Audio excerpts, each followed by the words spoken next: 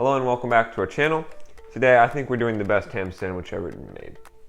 So you'll need ham, any type of cheese, mayonnaise, mustard, and bread.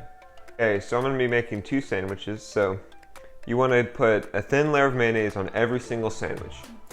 We're going to use mayonnaise instead of butter because I think it browns it evenly and it's just better. Alright, my pan is way too hot, but that's fine. Just dump your sandwich in. It's on medium heat, by the way. And then just let it sit there for like a minute and then flip it.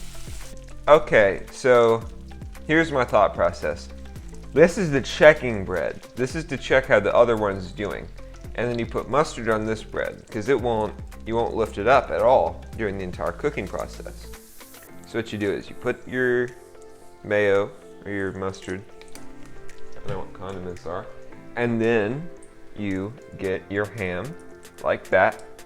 It's better if it's thinly cut because I just think it tastes way better when it's really thinly cut. And then I like to do 3 sheets of ham like that. And then if the ham pieces are very small, you can break up some more ham and put on 4 layers. And then you get out your provolone cheese, and then you put on 1 provolone cheese, like so. Okay, so now I've checked it about 3 times and should look something like that, which is what you want. Then you push it down a little bit. Let it cook a little bit more. And then you flip it. Like that.